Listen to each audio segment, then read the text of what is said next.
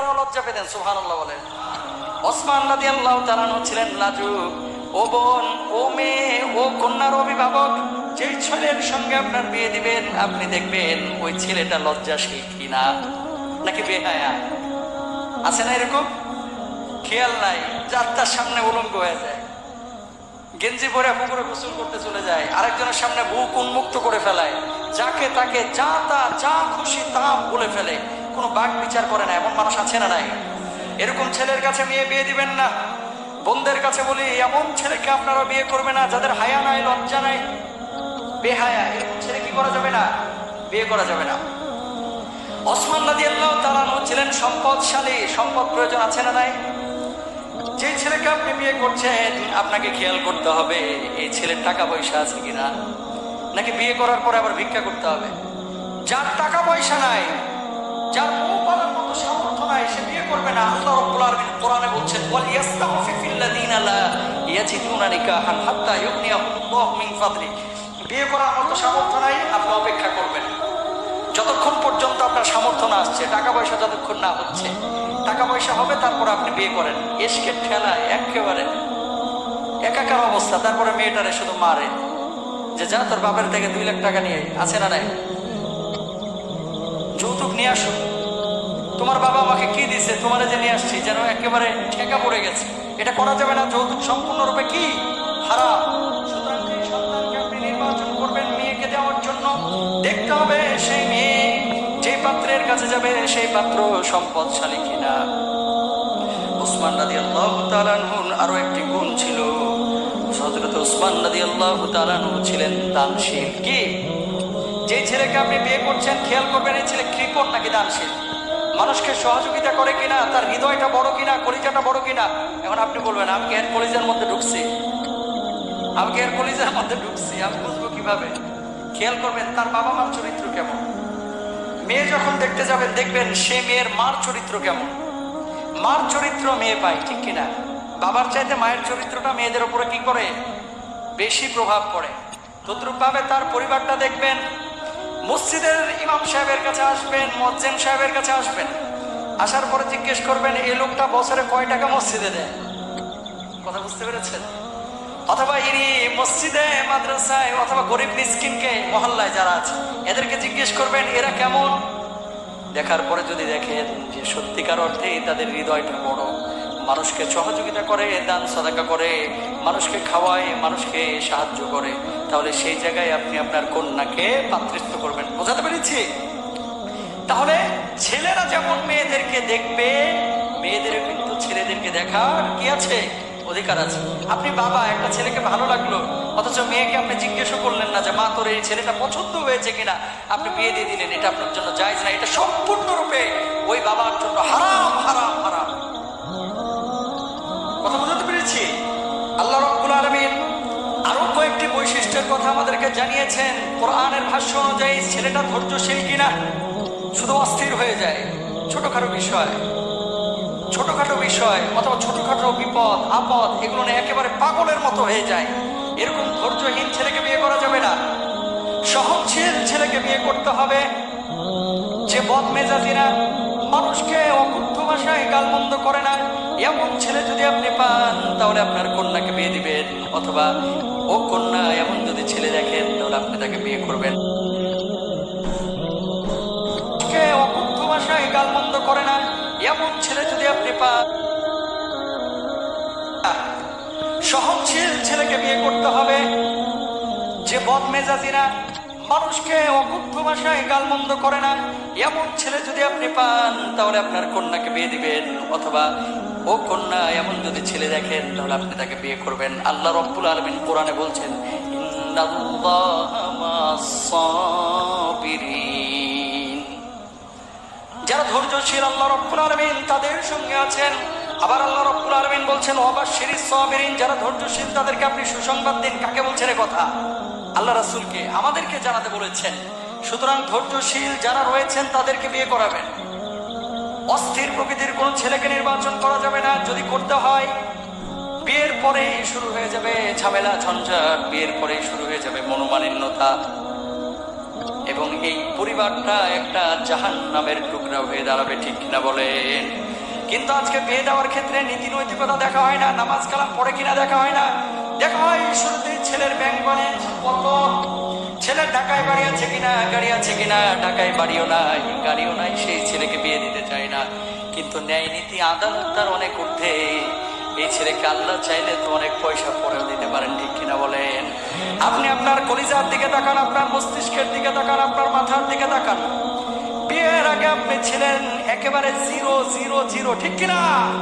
কিন্তু বিয়ের পর আল্লাহ রাব্বুল আলামিন এমন অর্থবিত্ত আপনাকে দিয়েছেন, আপনি হয়ে গেছেন এলাকার মধ্যে হিরো, ঠিক কিনা? আজকে এলাকায় সবাই আপনাকে সালাম দেয়। এটা কেন?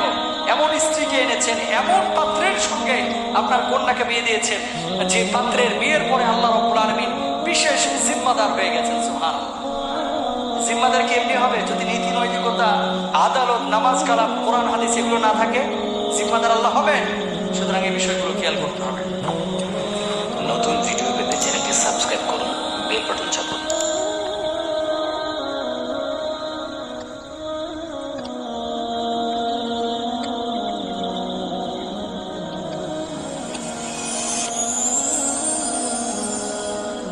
Rose TV 24. Enjoy by listening to the Holy Quran. ইনশাআল্লাহ, এই যে শব্দটা আপনারা বললেন, কি বললেন? এই শব্দটা যে কত গুরুত্বপূর্ণ একটা শব্দ, এই শব্দটা যে কতটা ফজিলতপূর্ণ একটা শব্দ, এবং এই ইনশাআল্লাহ এতটাই গুরুত্বপূর্ণ বার্তা বহন করে, যেটা আমরা অনেকেই জানি না। যখন আপনাকে জিজ্ঞেস করা হয় আপনি কেমন আছেন, সে জায়গায় অনেকে বলে থাকেন ইনশাআল্লাহ ভালো আছি। এটা কি ঠিক না বেঠিক? বেঠিক। এটা কি বেঠিক? যখন আপনাকে প্রশ্ন করা হয় আপনি কেমন আছেন, আপনি বললেন, আপনি কি বলবেন? তাহলে আপনি কেমন আছেন এটার প্রত্যুত্তরে কেউ যদি বলে প্রত্যুত্তরে যে ইনশাআল্লাহ ভালো আছি, এটা ভুল। ঠিক আছে? এই শব্দটাকে আরবিতে যখন ব্যবহার করা হয়, তখন বাংলায় আমরা যে ব্যবহার করি যদি, বাংলায় যে কথা বলি যদি, আরবিতে এই যদিটাকে ব্যবহার করা হয় ইন শব্দ দিয়ে। কথা বুঝাতে পেরেছেন? শাহ শব্দের অর্থ হচ্ছে চান, ইচ্ছে করেন। আল্লাহ মানে আল্লাহ। ইনশা আল্লাহ যদি আল্লাহ চান। কথা বুঝাতে পেরেছি?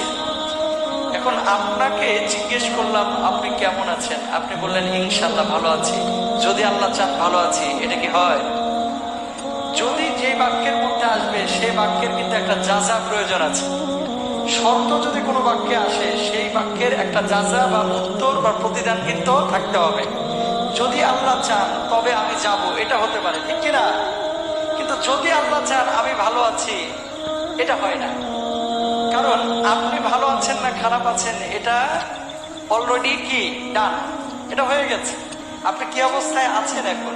তাহলে ভালো এবং মন্দ সর্ব অবস্থায় শুকরিয়া আদায় করতে হবে কার? তাহলে আপনাকে যদি প্রশ্ন করা হয় আপনি কেমন আছেন, আপনি কি বলবেন? জোরে বলেন, কি বলবেন? আমরা সকলেই বলবো আলহামদুলিল্লাহ।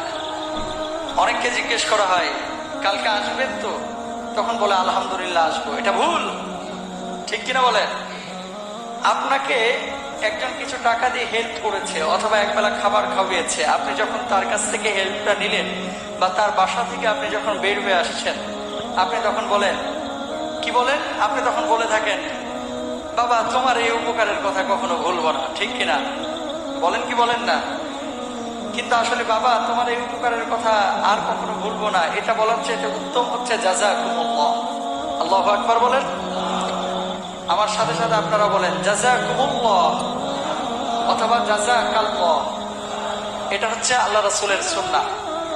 আপনার যে উপকার করলো, এই উপকারের প্রতি উত্তরে আপনাকে তার জন্য দোয়া করা জরুরি কি জরুরি না? আপনাকে উপকার করেছে, আপনি কেন তার জন্য উপকার করবেন না, তাই না?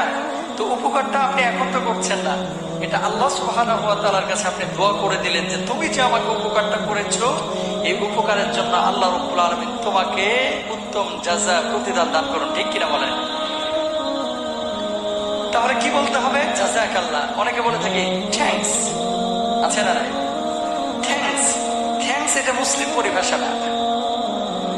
মুসলমানদেরকে কোরআন যে পরিভাষা শিখিয়েছে, সুন্নাহ যে পরিভাষা শিখিয়েছে, সেই পরিভাষাই তো ইউজ করতে হবে। কোরআনের বাইরে কি, সুন্নাহের বাইরে কি এর চাইতে বেশি সুন্দর কিছু আছে? বন্ধুরা আমার, আপনার কেউ যখন কোনো উপকার করলো তখন আপনি তাকে ধন্যবাদ বললেন অথবা আপনি থ্যাঙ্কস বললেন। এই ধন্যবাদের মধ্যে কোনো দোয়া নাই, এই থ্যাঙ্কসের মধ্যেও কোনো দোয়া নাই। কিন্তু আপনি যখন বলবেন জাযাকাল্লাহ অথবা আপনি যখন বলবেন জাযাকুমুল্লাহ, তখন একটা দোয়া হয়ে গেল। বলুন আল্লাহু আকবার। দেখেন কত সুন্দর কথা। যখন আপনাকে জিজ্ঞেস করা হলো আগামীকাল কি আপনি কলেজে আসবেন, আগামীকাল কি আপনি আমার বাসায় আসবেন, আপনি যদি বলেন হ্যাঁ আসবো, তাহলে এটা আপনার জন্য জায়েজ হবে না, এটা নিষিদ্ধ কোরআনের ভাষা অনুসারে। বলুন আল্লাহু আকবার। আর যখন আপনি বলবেন ইনশাআল্লাহ আগামীকাল আমি আসবো, আপনি যখন এই ইনশাআল্লাহ বলবেন, আল্লাহ রাব্বুল আলামিন এই ইনশাআল্লাহ বলার কারণে ওই কাজটাকেও যেমন সহজ করে দিবেন, আপনার আশাটাকেও তেমন সহজ করে দিবেন, এবং আল্লাহ রাব্বুল আলামিন আপনার আমলনামায় সওয়াব লিখে দিবেন। আপনাকে যখন কেউ জিজ্ঞেস করছে ও ভাই আপনি কেমন আছেন, হয়তোবা আপনি খারাপ আছেন, হয়তোবা আপনি ভালো আছেন, আপনি ছাড়া আমি তো জানতে পারি না। কিন্তু আল্লাহ রাব্বুল আলামিন পবিত্র কোরআনের মধ্যে বলছেন, প্রকৃত মুমিন হচ্ছে তারাই যারা সুখে এবং দুঃখে আল্লাহ রাব্বুল আলামিনের প্রশংসা জ্ঞাপন করে। ঠিক কিনা বলেন? আল্লাহ